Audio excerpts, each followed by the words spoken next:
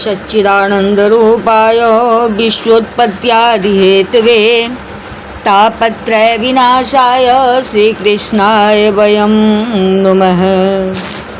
यं प्रव्रजन्तमनुपेतमपेतकृत्यं द्वैपायनो विरहकातरया जुहाव पौत्रेदि तन्मयतया तर्वो विनेदोस्तं सर्वभूतहृदयं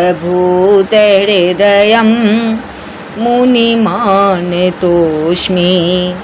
निगमकल्पतरोर्गलितं फलं शुकमुखादिमितद्रवसंयुतं पिबत भागवतं रसमालयं मुहुरहो रसिका भुवि भावुका। ओम नमो भगवते वासुदेवाय। ओम श्री परमात्मने नमः। इस YouTube चैनल पे सभी भक्तगणों का हार्दिक स्वागत है, हार्दिक अभिनंदन है। श्रीमद् भागवत महापुराण के नवम स्कंध में अष्टादशोध्याय, जिसमें कि ययाति चरित्र का वर्णन किया गया है।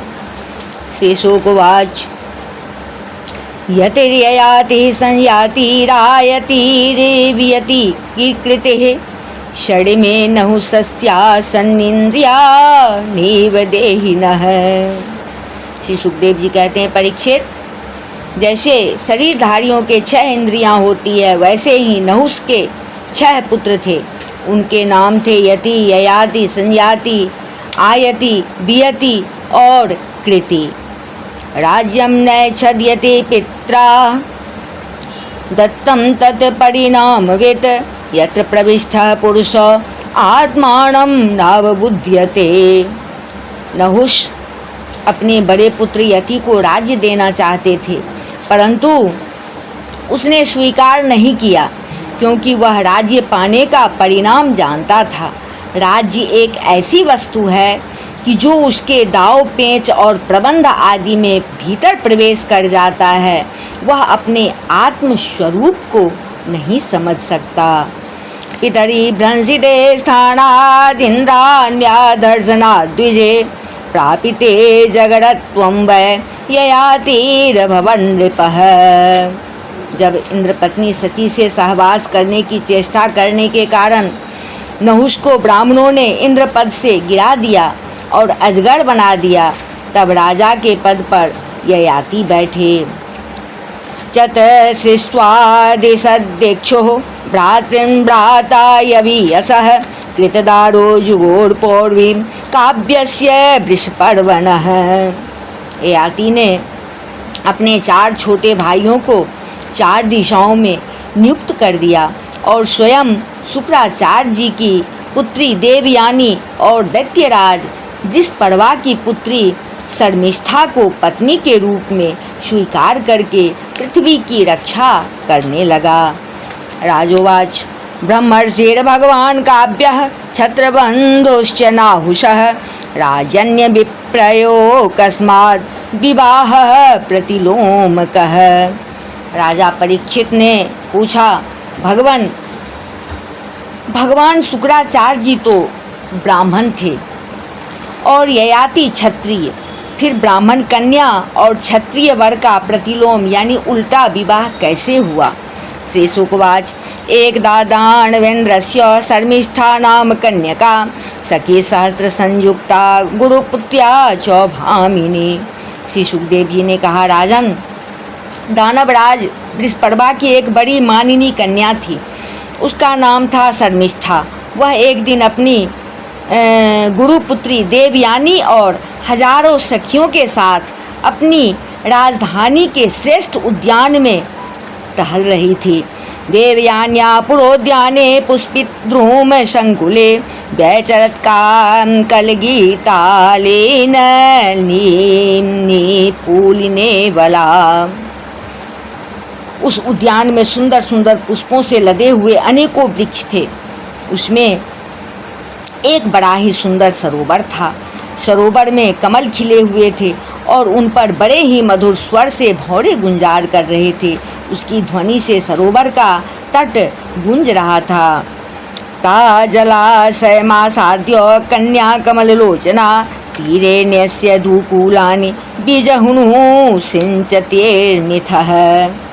जलाशय के पास पहुँचने पर उन सुंदरी कन्याओं ने अपने अपने वस्त्र तो घाट पर रख दिए और उस तालाब में प्रवेश करके वे एक दूसरे पर जल उलीच उलीच कर क्रीड़ा करने लगे। वीक्ष्य व्रजन्तं गिरिशं स देव्या वृषस्थितं सहसोत्तेर्यवासांसि पर्यधो व्रीडिता स्त्रियः। उस समय उधर से पार्वती जी के साथ बैल पर चढ़े हुए भगवान शंकर आ निकले। उनको देखकर सब की सब कन्याएं सकुचा गई और उन्होंने झटपट सरोवर से निकलकर अपने अपने वस्त्र पहन लिए। शर्मिष्ठा जानते व्यासो गुरुपुत्र्या समव्ययत स्वेयं मत्वा प्रकुपिता देवयानीदमब्रवीत्। शीघ्रता के कारण शर्मिष्ठा ने अनजान में देवयानी के वस्त्र को अपना समझकर पहन लिया। इस पर देवयानी क्रोध के मारे आग बबूला हो गई और उसने कहा, अहो निरीक्ष्य तामस्या दास्या कर्म हे सांप्रदम अस्मद्धार्यं धृतवते शून्येव हरिरध्वरे। अरे देखो तो सही, इस दासी ने कितना अनुचित काम कर डाला। राम राम, जैसे कुतिया यज्ञ का हविष्य उठा ले जाए वैसे ही इसने मेरे वस्त्र पहन लिए हैं। यैरिदं तपसा श्रेष्ठं मुखं पुंसः परस्य ये धार्यते येर्हि ज्योतिः शिवः पन्थाश्च दर्शितः यान् वदन्त्योपतिष्ठन्ते लोकनाथा सुरेश्वरा भगवानपि विश्वात्मा पावनः श्रीनिकेतनः। वयं तत्रापि भृगवः शिष्यो अस्या नः पितासुरः अस्मद्धार्य धृतवती शूद्रो वेदमिवाशते। एवं शपन्तीं शर्मिष्ठा गुरोपुत्रीं भाषत रुषा स्वसन्त्योरङ्गीव धर्षिता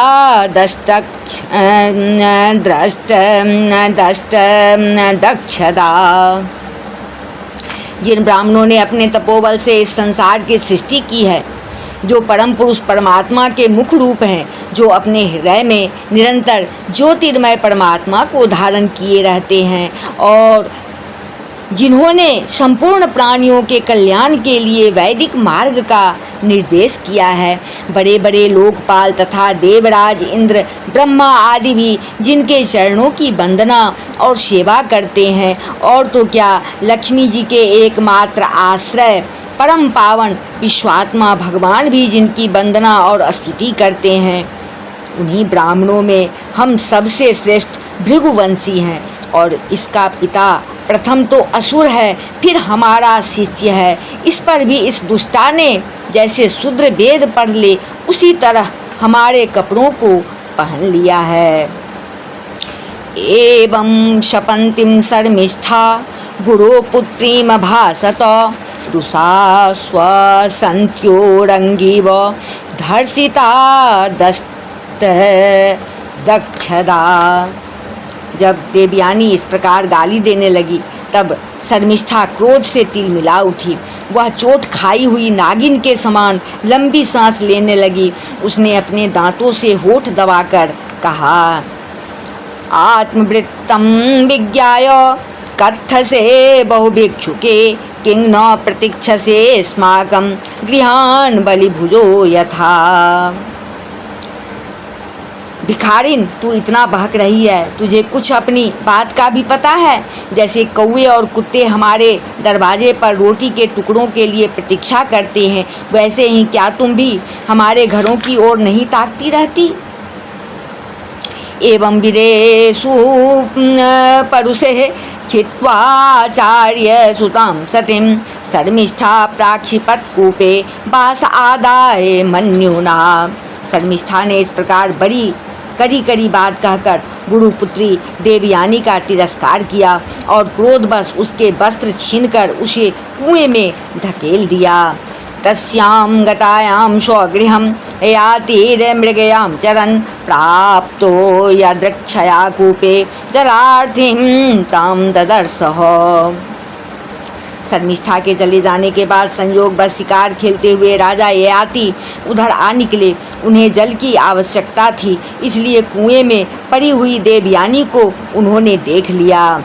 दत्वा स्वमुत्तरं वासस्तस्ये राजा विवाससे गृहीत्वा पाणिना पाणिमुज्जहार दयापरः।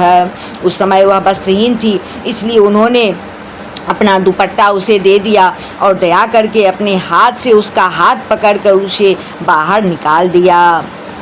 तम वीरमाहो सनसी प्रेम निर्भरया गिरा राजंस्त्वया गृहीतो मे पानी पर पुरंजय। देवयानी ने प्रेम भरी वाणी से वीर ययाति से कहा, वीर शिरोमणे राजन, आज आपने मेरा हाथ पकड़ा है। अब जब आपने मेरा हाथ पकड़ लिया तब कोई दूसरा इसे न पकड़े।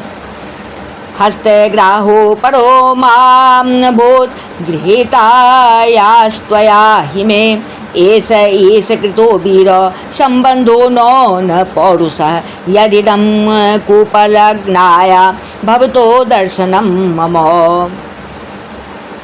वीरश्रेष्ठ, कुएं में गिर जाने पर मुझे जो आपका अचानक दर्शन हुआ है, यह भगवान का ही किया हुआ संबंध समझना चाहिए। इसमें हम लोगों की या और किसी मनुष्य की कोई चेष्टा नहीं है। न ब्राह्मणों में भविता हस्तग्राहो महाभुज कचस्य बाहरस्पत्यस्य सापातेयं शपं पुरा। वीरश्रेष्ठ, पहले मैंने बृहस्पति के पुत्र कच को साप दे दिया था, इस पर उसने भी मुझे साप दे दिया। इसी कारण ब्राह्मण मेरा पानी ग्रहण नहीं कर सकता। ययातिरनभिप्रेतं देवोपहृतमात्मनः मनस्तु तद्गतं बुद्ध्वा प्रत्यजग्राह तद्वचः। ययाति को शास्त्र प्रतिकूल होने के कारण यह संबंध अभिष्ट तो न था, परंतु उन्होंने देखा कि प्रारब्ध ने स्वयं ही मुझे यह उपहार दिया है और मेरा मन भी इसकी ओर खींच रहा है, इसलिए ययाति ने उसकी बात मान ली। गते राजनिशा वीरे तत्र स्म रुदति पितुः न्यवेदयत तथा सर्वमुक्तं शर्मिष्ठया कृतं। भी राजा ययाति जब चले गए तब देवयानी रोती पीटती अपने पिता शुक्राचार्य जी के पास पहुंची और शर्मिष्ठा ने जो कुछ किया था वह सब उन्हें सुनाया। दुर्मना भगवान काव्य पौरोहित्यं विगर्हयन् अस्तुवन् वृत्तिं च कापोतिं दुहित्रा सययो पुरात्। शर्मिष्ठा के व्यवहार से भगवान शुक्राचार्य जी का भी मन उचट गया। वे पुरोहिताई की निंदा करने लगे। उन्होंने सोचा कि इसकी अपेक्षा तो खेत या बाजार में से कबूतर की तरह कुछ बीनकर खा लेना अच्छा है।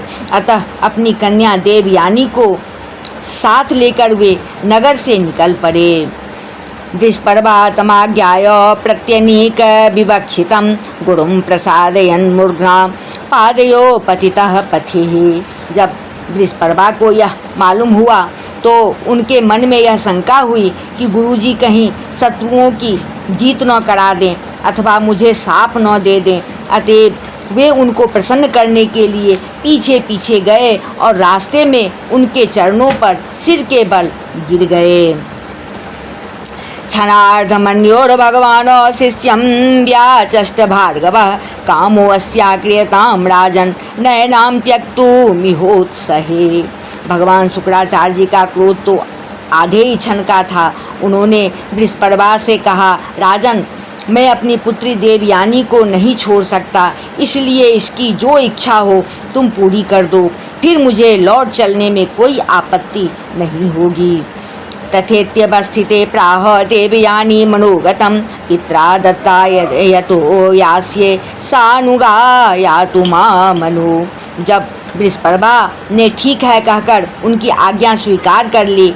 तब देवयानी ने अपने मन की बात कही। उसने कहा, पिताजी मुझे जिस किसी को दे दें और मैं जहाँ कहीं जाऊँ शर्मिष्ठा अपनी सहेलियों के साथ मेरी सेवा के लिए वहीं चले।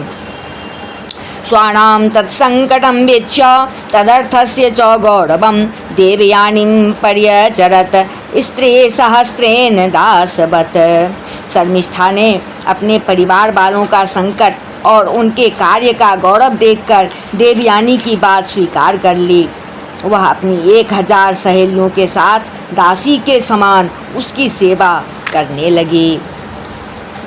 नाहुसाय सुतां दत्त्वा सह शर्मिष्ठयोसना तमाह राज्यक्षमिष्ठामा धास्तल्पेन कहिर्चित। शुक्राचार्य जी ने देवयानी का विवाह राजा ययाति के साथ कर दिया और शर्मिष्ठा को दासी के रूप में देकर उनसे कह दिया, राजन इसको अपनी सेज पर कभी न आने देना। विलोक्यो सनिसिं राजक्षर्मिष्ठा स्वप्रजां क्वचित् तमेव बभ्रे रहसे सख्या पति मृतोषति। सुखदेव जी कहते हैं, परीक्षित कुछ ही दिनों बाद देवयानी पुत्रवती हो गई। उसको पुत्रवती देखकर एक दिन शर्मिष्ठा भी अपने ऋतुकाल में देवयानी के पति ययाति से एकांत में सहवास की याचना की। राजपुत्रार्थितोपत्ये धर्मं चावेक्ष्य धर्मवेत् अस्मरक्षोक्रवचः काले दृष्टमेवाभ्यपद्यत।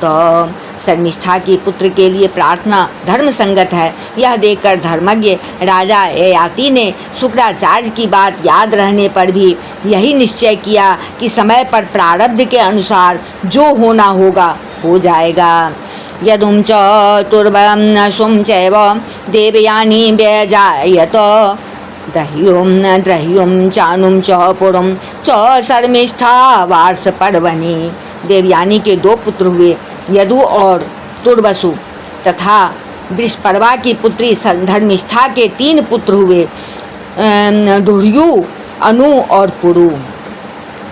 गर्भसंभव मासुर्या भर्तुर्विज्ञायमानिनी देवयानी पितुर्गेहं ययो क्रोध विमूर्छिता। जब मानिनी देवयानी को यह मालूम हुआ कि शर्मिष्ठा को भी मेरे पति के द्वारा ही गर्भ रहा था, तब वह क्रोध से बेसुध होकर अपने पिता के घर चली गई। प्रिया मनुगतः कामी बचोभिरोपमन्त्रयन् न प्रसादे तुमसे के पाद संवाहनादिभिः। कामी ययाति ने मीठी मीठी बातें, अनुनय विनय और चरण दबाने आदि के द्वारा देवयानी को मनाने की चेष्टा की। उसके पीछे पीछे वहाँ तक गए भी, परंतु मना न सके। शोक्रस्तमाह कुपितः स्त्री कामान् रेत पुरुष त्वां जरा विसतां मंद विरूपकर्णी नृणाम। शुक्राचार्य जी ने भी क्रोध में भरकर ययाति से कहा, तुम अत्यंत स्त्री लंपट, मंद बुद्धि और झूठा है। जा तेरे शरीर में वह बुढ़ापा आ जाए जो मनुष्यों को कुरूप कर देता है। ययाति रुवाच अतृप्तो अस्मद्य कामाणां ब्रह्मन् दुहितरि स्मते व्यत्यस्यतां यथा कामं वयसायो विधास्यते। ययाति ने कहा, ब्राह्मण आपकी पुत्री के साथ विषय भोग करते करते अभी मेरी तृप्ति नहीं हुई है। इस शाप से तो आपकी पुत्री का भी अनिष्ट ही है। इस पर शुक्राचार्य जी ने कहा, अच्छा जाओ, जो प्रसन्नता से तुम्हें अपनी जवानी दे दे उससे अपना बुढ़ापा बदल लो। इति लब्धव्य व्यवस्थानः पुत्रं ज्येष्ठं वोचत यदो तात प्रतीक्षेमां जराम देहि निजम वयः। शुक्राचार्य जी ने जब ऐसी व्यवस्था दे दी, तब अपनी राजधानी में आकर ययाति ने अपने बड़े पुत्र यदु से कहा, बेटा तुम अपनी जवानी मुझे दे दो और अपने नाना का दिया हुआ यह बुढ़ापा तुम स्वीकार कर लो। हैं, मुझे दे दो और अपने नाना का दिया हुआ यह बुढ़ापा तुम स्वीकार कर लो। मातामह कृतां वत्स न तृप्तो विषये स्वहं वयसा भवदीयेन रंस्ये कतिपयाशमाः। क्योंकि मेरे प्यारे पुत्र, मैं अभी विषयों से तृप्त नहीं हुआ हूँ, इसलिए तुम्हारी आयु लेकर मैं कुछ वर्षों तक और आनंद भोगूंगा। यदुर्वाच नोत्सहे जर्षा स्थातु मंतरा प्राप्तया तव अवेदित्वा सुखम ग्राम्यम वैतृष्णयम नयति पुरुषः। यदु ने कहा, पिताजी, बिना समय के ही प्राप्त हुआ आपका बुढ़ापा लेकर तो मैं जीना भी नहीं चाहता, क्योंकि कोई भी मनुष्य जब तक विषय सुख का अनुभव नहीं कर लेता तब तक उसे उससे वैराग्य नहीं होता। तुर्वसोश्चोदितः पित्रा दुर्योश्चानुश्च भारत प्रत्याचक्षुर्धर्मज्ञा हनित्ये नित्य बुद्धयः। सुखदेव जी कहते हैं, परीक्षित, इसी प्रकार तुर्वसु, दुह्यु और अनु ने भी पिता की आज्ञा अस्वीकार कर दी। सच पूछो तो उन पुत्रों को धर्म का तत्व मालूम नहीं था, वे इस अनित्य शरीर को ही नित्य माने बैठे थे। अपृच्छत् तनयं पुरुं वयशोनं गुणाधिकं न त्वमग्रज वद वत्स मां प्रत्याख्यातुर्महर्षि। जब ययाति ने अवस्था में सबसे छोटे किंतु गुणों में बड़े अपने पुत्र पुरु को बुलाकर पूछा और कहा, बेटा, अपने बड़े भाइयों के समान तुम्हें तो मेरी बात नहीं टालनी चाहिए। पुरुर्वाच को नु लोके मनुष्येन्द्र पितुरात्मकृतः पुमान् प्रतिकर्तुं क्षमो यस्य प्रसादाद् विन्दते परम। पुरु ने कहा, पिताजी, पिता की कृपा से मनुष्य को परम पद की प्राप्ति हो सकती है। वास्तव में पुत्र का शरीर पिता का ही दिया हुआ है। ऐसी अवस्था में ऐसा कौन है जो इस संसार में पिता के उपकारों का बदला चुका सके। उत्तमश्चिन्तितं कुर्यात् प्रोक्तकारे तु मध्यमः अधमो श्रद्धया कुर्यात् कर्तुश्चरितं पितुः। उत्तम पुत्र तो वह है जो पिता के मन की बात बिना कहे ही कर दे। कहने पर श्रद्धा के साथ आज्ञा पालन करने वाले पुत्र को मध्यम कहते हैं। जो आज्ञा प्राप्त होने पर भी और श्रद्धा से उसका पालन करे वह अधम पुत्र है, और जो किसी प्रकार भी पिता की आज्ञा का पालन नहीं करता उसको तो पुत्र कहना ही भूल है, वह तो पिता का मल मूत्र ही है। इति प्रमुदितः पुरुः प्रत्यगृह्णं जरां पितुः सोऽपि तद् वयसा कामान् यथा वज्जुजुषे नृप। सुखदेव जी कहते हैं, परीक्षित, इस प्रकार कहकर पुरु ने बड़े आनंद से अपने पिता का बुढ़ापा स्वीकार कर लिया।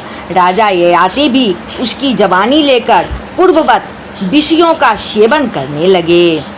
सप्तद्वीपपते सम्यक पितृवत् पालयन् प्रजा यथोपजोषं विषयांजो जुषे व्याहतेन्द्रियः। वे सातों द्वीपों के एक छत्र सम्राट थे। पिता के समान भली भांति प्रजा का पालन करते थे। उनकी इंद्रियों में पूरी शक्ति थी है, और वे यथा अवसर यथा प्राप्त विषयों का यथेच्छ उपभोग करते थे। देवेन्द्रयान्यप्यनुदिनं मनोभाग देह वस्तुभि प्रेयसः परमां प्रीति मुबाह प्रेयसे रह। देवयानी उनकी प्रियतमा पत्नी थी। वह अपने प्रियतम ययाति को अपने मन, वाणी और शरीर और वस्तुओं के द्वारा दिन दिन और भी प्रसन्न करने लगी और एकांत में सुख देने लगी। अये जद यज्ञ पुरुषम कर्तुभ्येर्भूरि दक्षिणे सर्वदेवमयं देवं सर्ववेदमयं हरिम। राजा ययाति ने समस्त वेदों के प्रतिपाद्य सर्वदेव स्वरूप यज्ञ पुरुष भगवान श्री हरि का बहुत से बड़ी बड़ी दक्षिणा वाले यज्ञों से यजन किया। यस्मिन्नेरं विरचितं व्योमनेव जलदावलिः नानेव भाति ना भाति स्वप्नमाया मनोरथः। जैसे आकाश में दल के दल बादल दिखते हैं और कभी नहीं भी दिखते, वैसे ही परमात्मा के स्वरूप में यह जगत स्वप्न माया और मनोराज्य के समान कल्पित है। यह कभी अनेक नाम और रूपों के रूप में प्रतीत होता है और कभी नहीं भी। तमेव हृदये विन्यस्य वासुदेवं गुहाशयं नारायण मनीयांसं निरासीरयेजत् प्रभुं। वे परमात्मा सबके हृदय में विराजमान है। उनका स्वरूप सूक्ष्म से भी सूक्ष्म है। उन्हीं सर्वशक्तिमान सर्वव्यापी भगवान श्री नारायण को अपने हृदय में स्थापित करके राजा ययाति ने निष्काम भाव से उनका यजन किया। एवं वर्ष सहस्राणि मनः खष्ठेर मनः सुखम विदधानोपि नातृप्यत् सार्वभौमः कदिन्द्रियेः। इस प्रकार 1000 वर्ष तक उन्होंने अपनी उच्छृंखल इंद्रियों के साथ मन को जोड़कर उसके प्रिय विषयों को भोगा, परंतु इतने पर भी चक्रवर्ती सम्राट ययाति की भोगों से तृप्ति न हो सकी। इति श्रीमद्भागवते महापुराणे पारमहंस्यां संहितायां नवम स्कंधे 18वाध्यायः। बोल वृंदावन बिहारी लाल की जय, राजा रामचंद्र की जय, अम्बा जनक नंदनी की जय, वाष्कार भगवान की जय, बजरंगबली की जय, उमापति महादेव की जय, श्रीमद्भागवत महापुराण की जय। बोलिए सब संतन की जय। जय जय श्री राधे।